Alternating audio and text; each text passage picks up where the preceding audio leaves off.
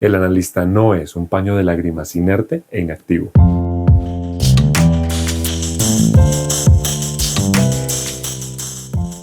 Hay quienes creen que ir a sesiones, que asistir a un proceso significa ir a hablar, ir a desahogarse y ya, ¿sí? Ir a que el psicólogo lo escuche a uno.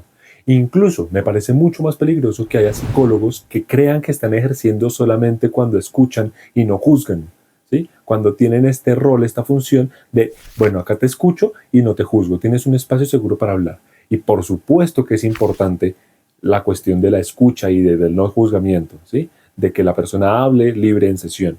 Sin embargo, eso no es lo terapéutico. Lo terapéutico no es que venga la persona a desahogarse. O sea que, ¿dónde está el proceso terapéutico, sí? Si la cuestión no es de desahogarse, el psicoanálisis lo que va a señalar es que el método catártico no es terapéutico. Le hace falta algo más, ¿sí? Esta catarsis, esta liberación de energía, esta expresión fundamental de las cosas que me pasan, eso es lo catártico y eso no tiene terapia, ¿sí? Eso no tiene método curativo, sino que le hace falta algo más. El psicoanálisis nace precisamente con esa idea. Cómo va a actuar el psicoanálisis es que ese tipo de texto, ese tipo de desahogo, ese tipo de discurso que va a plantear el paciente, que se va a construir en la sesión, ¿sí? Esta forma de construir la verdad dentro de la sesión en un sentido específico, es decir, a mí me aqueja esto, yo sufro con esto otro, a mí me causa tal cosa esto otro. Ese sentido de lo que se dice en sesión, de lo que el paciente va relatando, de cómo va armando el discurso el paciente, tiene un sentido y una dirección, ¿sí? Esa forma de hablar tiene un sentido y una dirección, apunta hacia algo, hacia un tipo de explicación en específico que tiene el paciente con la cosa que lo aqueja, con la cosa con la que sufre, con la cosa como se explica el mundo, con la cosa en cómo él se relaciona con el mundo, las personas, los otros, con él mismo. Ese tipo de armadura, ese tipo de andamiaje discursivo que va a plantear el paciente es lo que se tiene que tener en cuenta para intervenir. Se tiene que intervenir y no solamente escuchar y no juzgar. Es decir, que para hacer que algo emerja dentro del discurso del paciente, lo fundamental es intervenir dentro del discurso del paciente. No puede haber una nueva forma de entender si nosotros nos limitamos, nos restringimos a escuchar y no juzgar, ¿sí? Tiene que haber una actividad completamente protagonista del analista con el texto del paciente. Ahora, esta idea de intervenir sobre el texto del paciente va a crear un problema epistemológico que solamente tiene el psicoanálisis y que va a tratar sobre que si eso que tiene que decir el paciente, eso que se quiere decir, existe sin el analista. La pregunta fundamental es, ¿eso que se quiere decir en el discurso existe a pesar de que no exista el analista?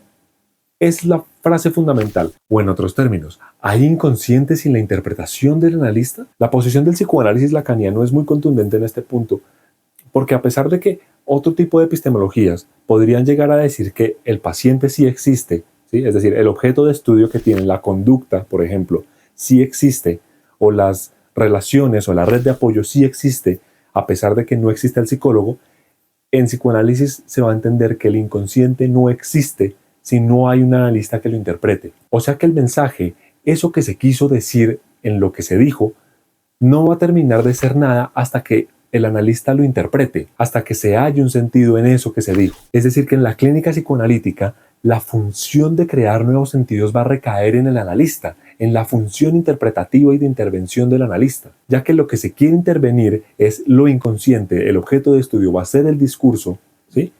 Esta idea de lo sabido no pensado, el saber que actúa más allá de la voluntad del paciente, es no sé por qué hago esto, pero hay una razón. El fundamento para que eso se transforme va a recaer en la interpretación del analista, en que el analista lea y escriba sobre ese texto, pueda intervenir sobre el sentido que tiene ese texto, en la dirección hacia donde apunta, porque para la persona apunta para un lado, pero en la lectura del analista tiene otra connotación completamente distinta, que va a hacer recaer, que va a hacer eco, que va a pegar en un elemento psíquico del cual el paciente padece, que va a apuntar a un elemento inconsciente. Y esto me parece que se asemeja mucho a esta situación del árbol que cae en el bosque. Si no hay nadie que escuchó el ruido, ¿hay sonido? La respuesta que va a brindar el psicoanálisis lacaniano me parece que no tiene que ver con si cayó o no cayó el árbol, sino que me parece que ese sonido solamente existe si alguien tiene repercusiones de ese estímulo, de ese golpe, de ese temblor. Y es muy interesante porque entonces no solamente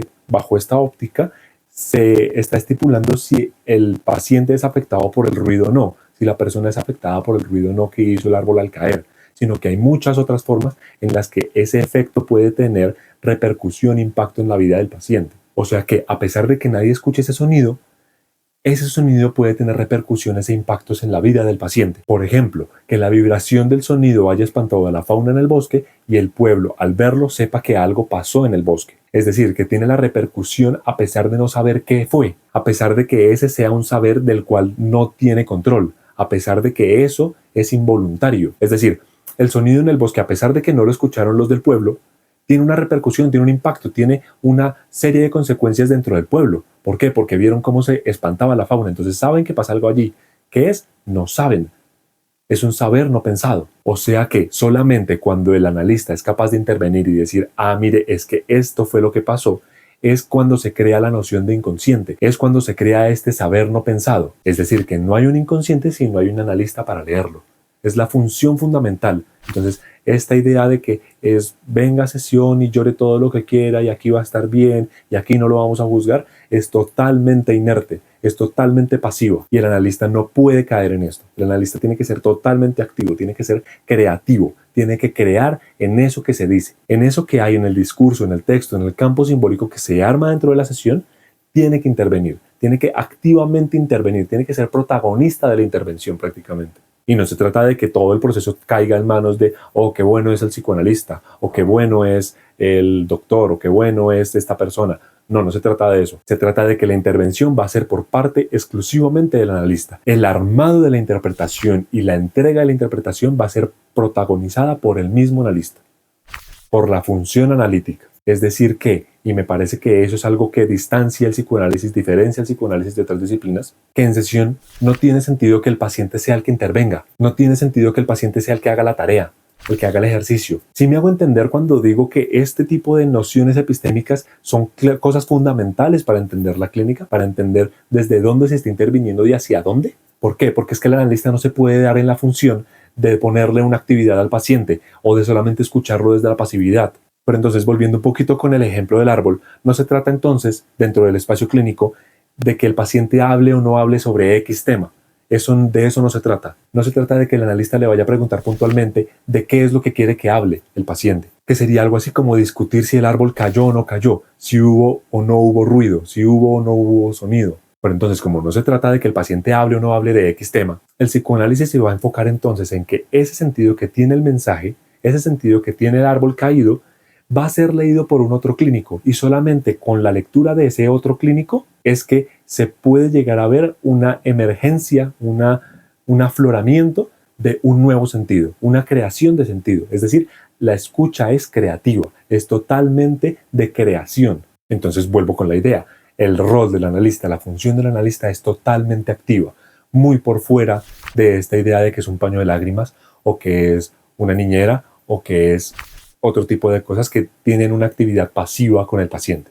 Es decir, que esta función que tiene un protagonismo activo es muy contrario a cuestiones confesionarias, a cuestiones de te escucho y no te juzgo, a cuestiones de aquí puede ser lo que tú quieras ser, porque la escucha analítica va a ser un tipo de escucha que va a crear nuevos sentidos en el discurso del paciente, en cómo se explica al paciente, por qué hace las cosas. ¿Por qué hace las cosas? No sé. Y ahí es cuando se interviene, ahí es cuando hay algo que se tiene que delimitar, se tiene que investigar, se tiene que poner manos a la obra el analista ahí. Bueno, eso fue todo por el video de hoy, espero que les haya gustado. Pueden entrar a masqueunosipología.com para conocer todos nuestros servicios sobre clínica, educativa y jurídica y forense. En la descripción del video tendrán el link para que puedan ir a leer el mini ensayo asociado a este video. Espero que les haya gustado y hasta la próxima.